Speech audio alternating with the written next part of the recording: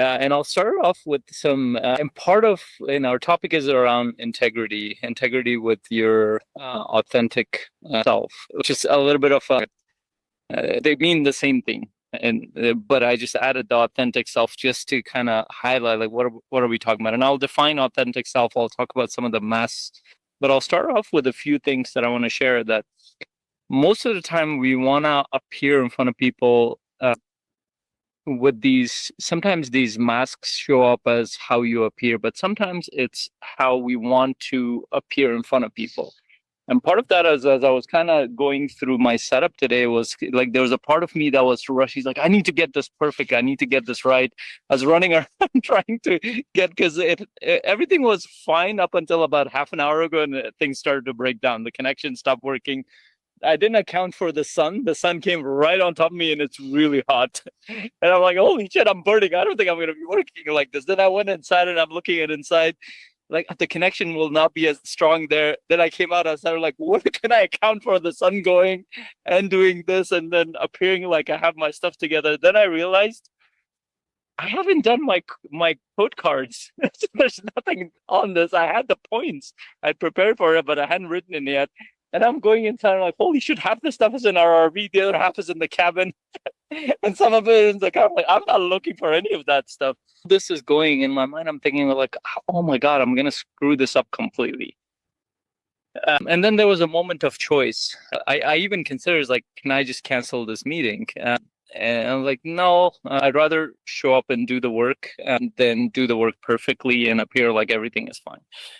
And so I'm showing up with that spirit for a reason, because I think it models the part of the authenticity piece is that things are not going to go right all the time. Things are going to break down no matter how perfect you have it. And like I thought I had it everything, most of the things figured out here, but none of it went right. And I actually did a training an hour ago in my other community for coaches. And my business partner had to step in and kind of the pauses that I had, he had to cover the pauses. And I don't have him here, so I'm thankful for him. He did that. And then at the end, I thanked him for it. He's like, oh, I didn't do anything. I'm like, no, you helped me out a lot. I'm on my own for the next one. So I want to illustrate one other point with a story. We're actually in Yosemite National Park. Have any of you been here? Yes, show of hands. Yes, no. Yeah. Okay. We've been in a beautiful place here, and we're about 10 minutes from the entrance of the park. And last time we were here was a decade ago, 10 years ago. With my wife, I was here. We were on the bus going towards one of the Sequoia Groves, because now they have a bus. When we came in here, they didn't have a bus. You could go directly park right by the Sequoia trees. We were sitting there, and I looked at my wife. I'm like, you know what? Last time we came here, we just came with our luggage and just us 10 years ago. We came with our luggage and just us. This time we are coming with 3 kids, an RV, a car, and a bunch of families visiting us here too. Like, we've been pretty busy. And while I was going through that Sequoia Grove, I think it's called the Grizzly Trail. It's like the Grizzly Giant Sequoia. It's like the giant sequoia. As I'm going through that, I remembered some of my thought process. I remember, for one thing, we did half of that trail. And then I also remembered that I used to be very masked even with my wife. Like, I remember there were thoughts, a lot of thoughts I wouldn't share. I would have a lot of hesitations to give feedback, would have a lot of hesitations to ask questions about certain things. I'd be much more careful with certain things. And this is the closest person to me in my life. And at the time, I thought I was pretty open. I was pretty, I didn't have too many masks with her. But just in retrospect, in 10 years, looking at her and when we were looking at, and one of the things I realized with us was that we've grown a lot closer. Not because we've been together longer. Like I started looking like, what are the factors involved? The factors have not been the time frame, the 10 years. At the time, 10 years ago, we had been together about 5 years. But in the past 10 years, it's not the time frame. It's more the struggles that we had gone through. And those struggles forced us, partly the situations forced us to reveal our real side. Partly it was like, why do I want to hide that from the person closest to me? And then I also started thinking, I'm like, is there anything that's hidden from my wife? And the answer was resounding yes. There are still areas I hesitate to share. there's still areas she probably hesitates to share as well. She's probably more, I would consider her more open than I am, than some into, and it's not by conscious. It's like I have protective layers, and one of the things is she can share her thoughts right away, but it takes me about a week to formulate before I can share sometimes. Sometimes it's hours. And that's a piece of that, and I end up with a decision. It's like, do I want that to go one way or another? And the reason why I'm sharing this story is, and that's one relationship, but if I look back at every relationship, like my business partner, my friends, my family members, I've grown partly because situations have forced me to grow, but I've grown partly because I've made deliberate decisions as to the kind of person I want to show up. And that's where I want to start this off with is integrity with our authentic self. Usually we think, well, like I used to hear this advice, be yourself. It never meant anything to me as a young person because, well, there's a part of me that wants to do what others want me to do. There's a part of me that I want to do certain things, but they don't sound very beneficial. And if I do them, they will be very destructive. There's a part of me that wants to be like another person. Like, what am I listening to? And then the solution came to me a few years ago, probably about 12, 13 years ago, where I heard this idea in psychology was the self. What is, and this is a strange phenomenon in psychology. Every person, if you ask them, if you really push somebody, you ask them this idea is like, what would you think would be an ideal version of you? An ideal could be in the way that you look. It could be in the way that you appear, in the way that you think, in the way that you feel. Here's the ideal version of me that I aspire to be. Sometimes we were inspired by other people to be like that. Sometimes I wish I was more, for example, one trait might be, I wish I was more expressive. Or I wish I would what's on my mind. Or uh, I wish this, that, and the other. And there's a part of us that has that. And my take is not that, oh, just whatever you wish, be that. But it's like, pay closer attention to where does that take you? And I want you guys to think through that in your life, especially in your relationship, because that protective mechanism that we have that stops us to show up as an ideal version of us as a person in integrity, sometimes that makes us hide the truth. Sometimes that makes us blatantly lie. Sometimes that makes us hide in between the white lies. Sometimes that makes us appear, even with us, forget about other people. Sometimes we don't even admit that we want to be a certain way with ourselves. What is that ideal self, and why is it important for you to go closer to that? I would say that's the definition for me, is the authentic version of you is always an ideal you're striving towards. And by the way, there's an archetypal ideal we all have. So for example, in the Western world, one archetypal ideal is Jesus. A lot of people who have faith, they have an archetype of Jesus being the ideal version of the self. There are certain qualities to Jesus that people aspire to be. Sometimes we want to aspire to be certain those qualities, and every culture has a different version of that ideal. And even within different categories, you have different kinds of people as well. So for example, in business, we might idealize somebody. It's not that we're idealizing that person. It's like there's a part of a part of us that wants to see if we can live up to that potential. And so our job becomes, what is a part of us that get inspired by other things, not to copy others, but be inspired by other things in our environment. Sometimes that's people, sometimes that's a story in a book, sometimes it's nature. Like when I've been, like in the past month, we've been in natural areas that you get inspired. I'm in awe of, like, you see a river, it's constantly flowing. I'm like, how is that? It's like it never stops. There's constant energy going into that. I mean, I can figure out the how part of it, but the power of that is incredible. You see these giant sequoias that have been standing for thousands of years before our religions came into existence, for example. Like, I was thinking about that. I'm like, I've heard that the oldest sequoia is 10,000 years old, but even the ones that are this park about 3,000 years old. That's the beginning of Judaism. It's like the most of 90% of the world's cultural and religious beliefs is about that, from Judaism, Christianity, Islam, the most modern version of that.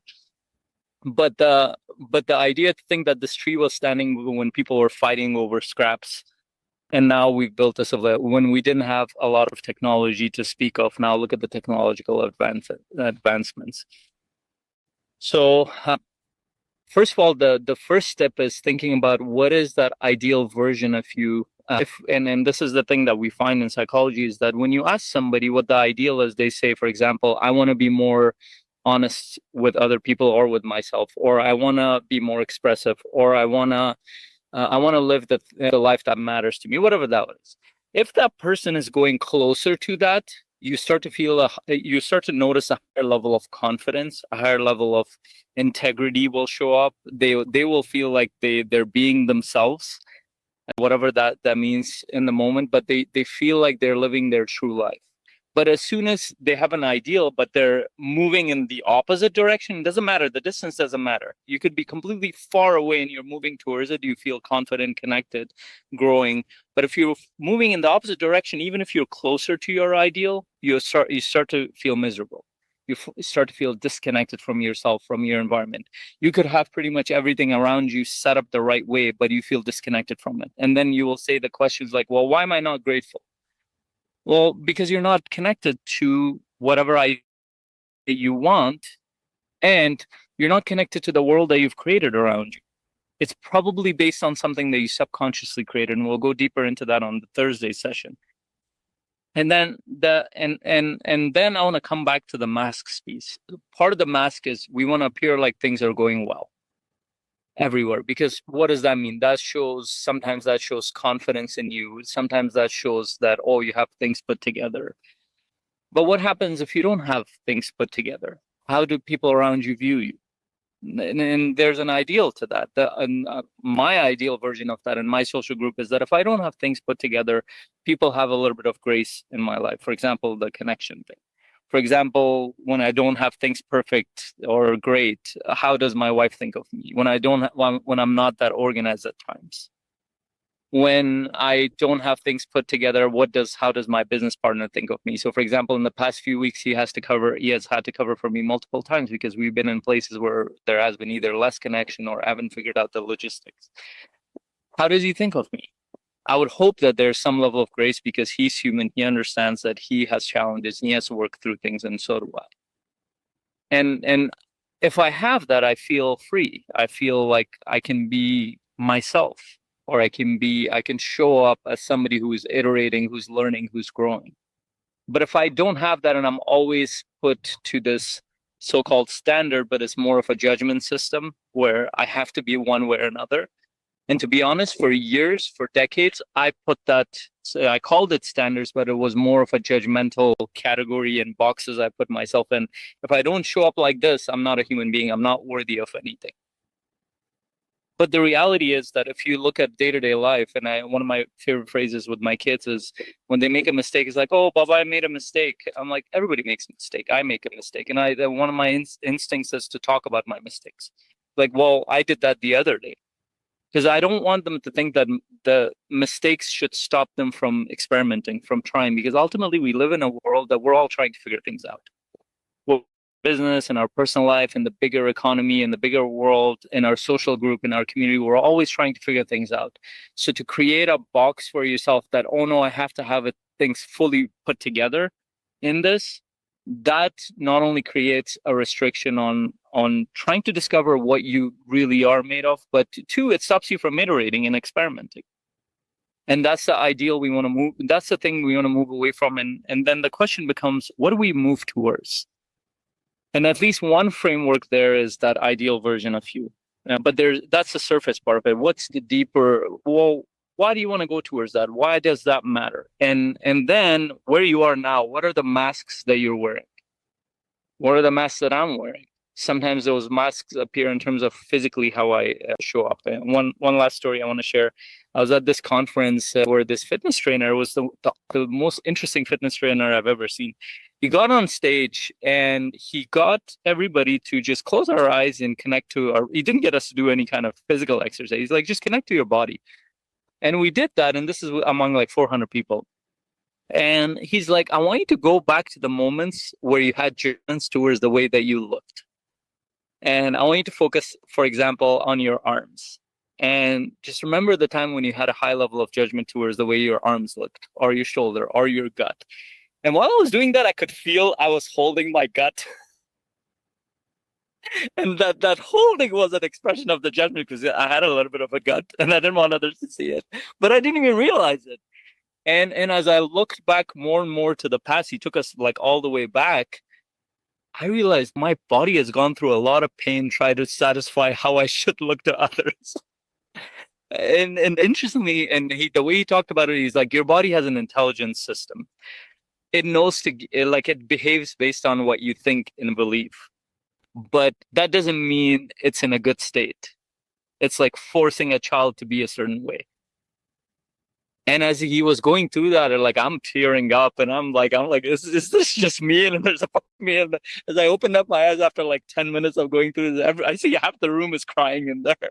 I'm like, everybody's judgmental here towards their body, one way or another. But like, look at and these are like grown ass adults, 40 plus years, 35, at least minimum 35 to 60 years old, around that, in that room, very high achieving. They have great lives, many of them, but then just their own body, like their relationship with their own system is that of not because, and we justified the way we put it as, oh, I have high standards, but it might not be standards, because standards requires you to aspire to go towards something, and you're constantly giving yourself feedback and improving and celebrating and measuring things. But judgment works like this. It's binary. It's either working or it's not working. It's like you're either fat or you're not. You're either intelligent or you're dumb. Or you're either a good person or you're not. There's no middle ground in there. And then the reaction of that is that we live in this bubble of trying to appear to be something that we're not constantly in our world. First to ourselves, second in our relationship, third to the acquaintances we have, fourth, and then that becomes an expression of your business. That becomes an expression of the art that you put out, whatever that art is in the world. And this is why if you look at the history, I remember this singer in my culture, his name was anonymous. Like his dad, he's one of the most famous singers in my culture and Afghan culture. His name just in my language means anonymous. For apparently his dad, his father hated singing, and he had a huge judgment around it. But he grew up, he was attracted by music. Eventually he couldn't take it, like he had to go towards there. And at the time there was only radio, so apparently his dad was his fan. He secretly listened to his music, and one day he couldn't help it. He says, like, I've been listening to the singer, his name is thing, he's like, it's something happens when I listen to him. But he didn't know that was his son, and his son finally admitted, Dad, that's me. And I don't know the rest of it, but apparently he became like a famous. Then he went on TV too, and his children are singers to this day. But beautiful story. But that, like, how he had to hide who he was from the person who's supposed to take care of him, supposed to nurture that potential side of it. And I think we all carry a version of that one way or another. So our exercise, and the question I want everybody to think about as you're listening to this video or on the call, and we'll have a short discussion around this, is where are the areas where we're wearing masks? Start with yourself. Like even the simplest ways that you behave, your thoughts, the judgments that you might have towards yourself. Nothing wrong with the judgments per se, because they help us understand ourselves, but what is the impact of those? What are the impacts of those judgments? Does that make you less expressive, less honest, less connected, less engaged? And then second, do a survey of your relationships as you're going throughout the week, connecting with others. How much of you is showing up, the real you, or the ideal version of you, and how much of a part of you that's defensive, that's protective, that's showing up? And then look at the stuff that you're putting out in the world, whether that's the work that you do, the business that you have, how you market yourself or your business. What is really come out? Is it the real things, or are those things that you want it wrapped in a bow and tied and appear in front of people? And we all have a version of that, but you are the only one who will be able to assess how restricted, how disconnected, how disengaged you feel versus not. Nobody else can tell that, because it will come down to your personal experience. Not even the person closest to you will feel that. And I say that from experience because, I mean, going back to my original story, a decade later, I don't think my wife knew how how much I held until I slowly, and I've kind of grown like a little child over the years. And she, I don't think she's noticed how open maybe she has. I'll ask her that. I haven't had that conversation because we haven't had a chance to, but I've slowly grown in that process. I've become more and more open. Of course, I have a long way to go, whatever that is, and we have a long way to grow together too. And I've seen a version of that in her as she's become more open in different ways, and I see more of her. And this is why I don't know why people say that they get bored in a relationship with a person. There's so. I'd love to hear what was the biggest insight here, and my invitation for you to kind of notice those masks.